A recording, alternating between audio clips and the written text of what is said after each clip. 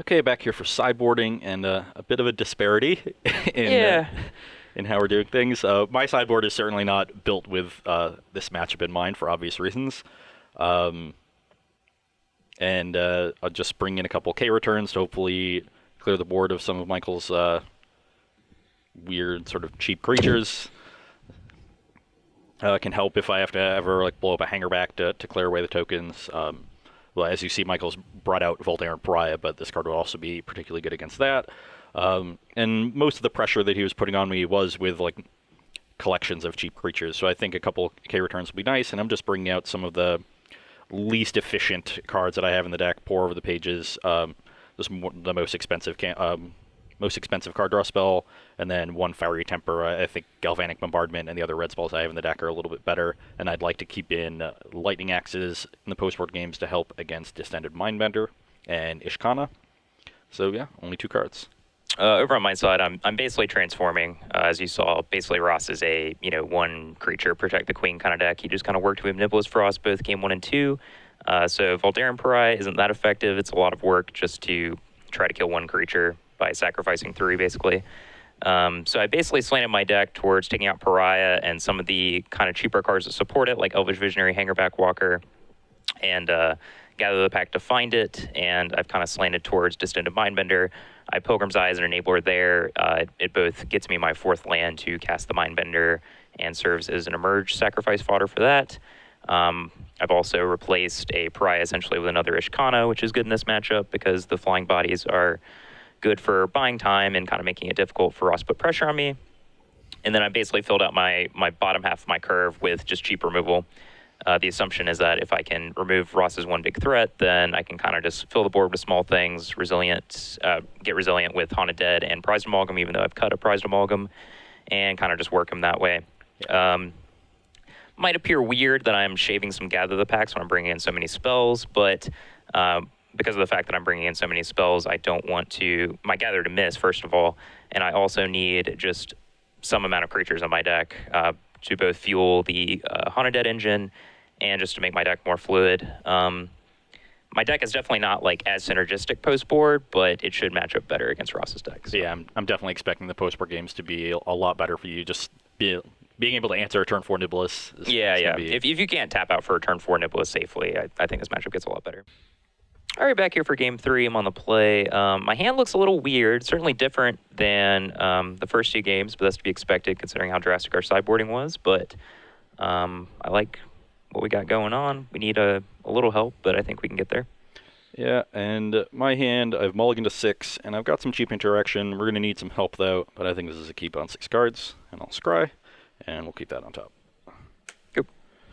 Every game, we just start with creature lands. That was actually a great draw. Your turn.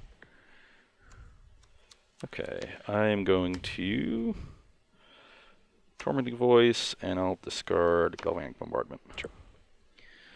And cast Grapple with the Pest. 1, 2, 3. And I think we're just going to take that land. Oh, I don't know how good that is for us. On the one hand, both those creatures are good, but if you took the land over it, probably means this hand is made at this point. So now, I think we just want to do this, but the question is whether I want a plus or minus. I don't really think minusing is going to improve my curve any, but I also don't think I mind if Ross just kills my Liliana next turn, but I'll just plus. Go ahead. Okay. Liliana was a good play. Okay, we'll cycle, take inventory. Yep. Best card. And here I'm okay with minusing. And I will return Catacomb Sifter to my hand. You're firing on all cylinders now. Yep. Play Haunted Dead. Your turn. Okay, well, with the way this game's going, I think I'm just going to jam this Nibelus, and bad things will probably happen, but... Alright, so I'm gonna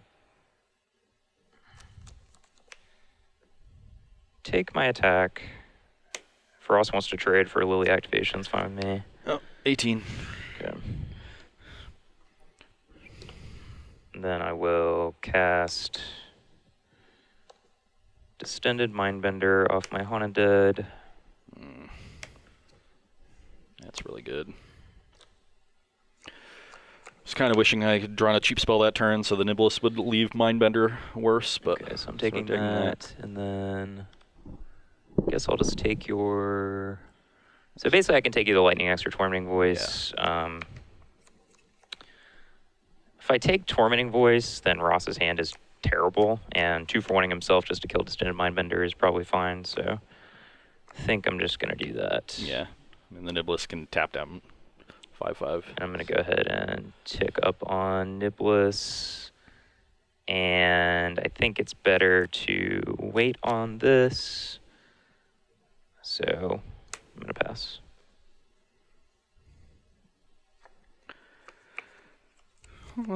That is not a bad draw.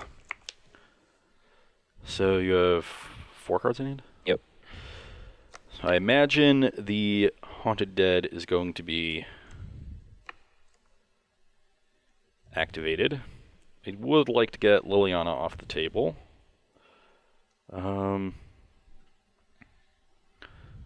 So...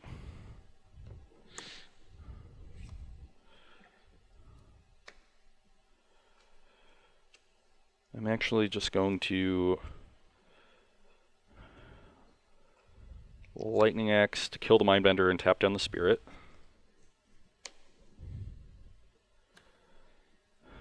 Attack Liliana for 2. No bucks.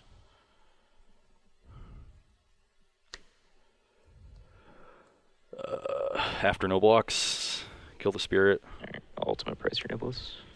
Yeah, that didn't go well. You took 1 from that. Yep. I'll take 1 for Jace. 1917. Yep. You can go. Not much else I could really do. It's just all in on Niblis. And I'm gonna... You don't have any burn that goes to players, No. right? Okay. I'll minus Liliana. And return Catacomb Sifter to my hand. And I will play Catacomb Sifter, trigger that, play Quagmire and pass. Where did my Scions go? There they are.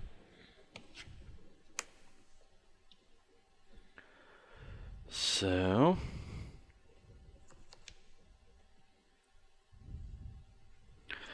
think I just want to play this Niblis. Sure. And I can just flip my Jace now and start plussing it. That'll bring Jace to 6. Michael could attack it with Quagmire.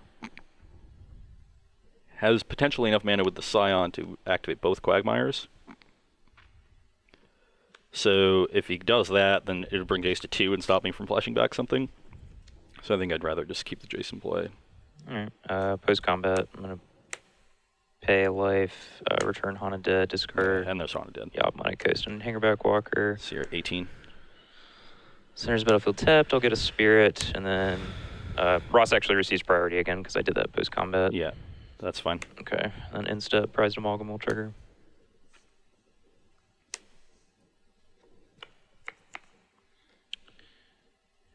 And now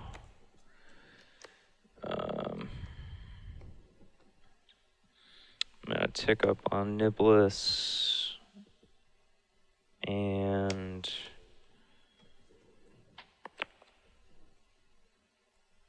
activate my Quagmire and attack with everything big enough. And I will... So I lose value on the loot to save 3 points. And I think that's worthwhile. So I will block the Amalgam and activate. Yep. You take 6? Yep. Down to 12? I had myself at 17, so Okay. down to 11.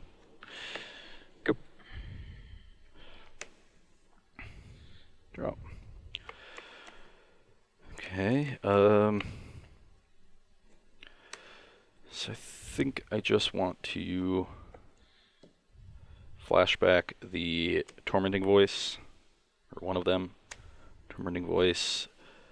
And I'll tap down the prized. Yeah, I'm probably not attacking with Niblis, Sure, I would okay. assume. So I'll tap So down the amalgam. prized amalgam. Sure. Interesting. So now my Niblis is at 2.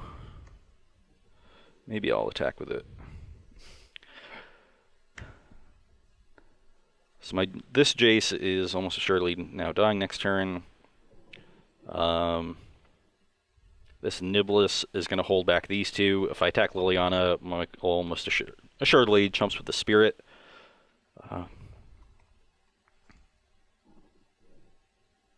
Which is probably best.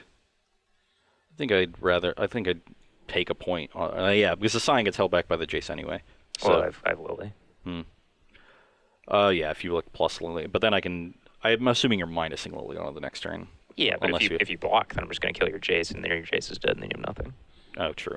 But then it's still just a point. I think taking a point of damage to deal with just take the Spirit permanently off. Maybe I can potentially start getting aggressive with Niblis. 3, 5, 7. This is tapped, right? Yep.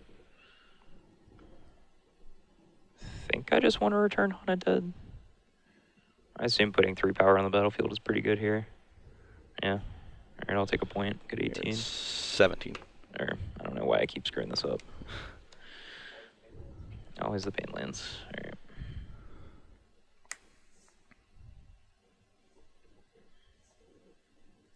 Oh, and I guess I scry off that, so I guess I actually get to make a decision before I return this. So does that change anything? All right, well, I'm keeping this on top, and I'll do that. So Yep.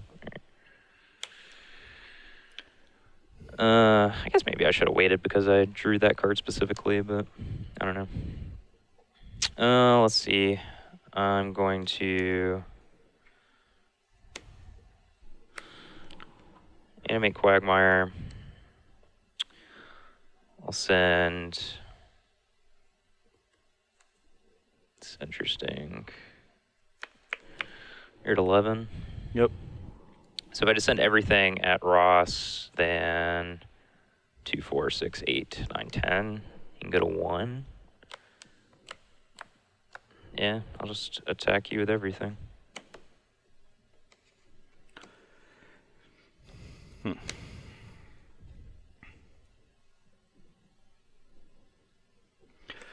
go to 1, then I need to answer 7 creatures. Probably more than that, actually. My guess is Michael will then -2 Liliana, at least get back Hangerback Walker. So that's 8 creatures. Yeah, probably can't win. Plus this card till the end of time. So what could I potentially do? I can...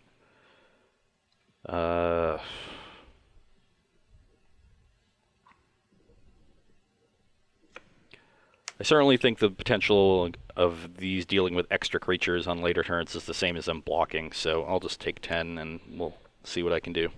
Alright, I'll kill this. Oh, Jesus. And I'll You take a point for that. You're Good. at 16. Yep.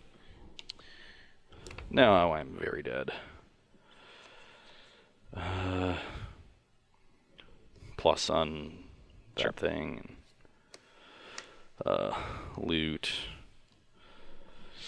And yeah, very Okay. dead.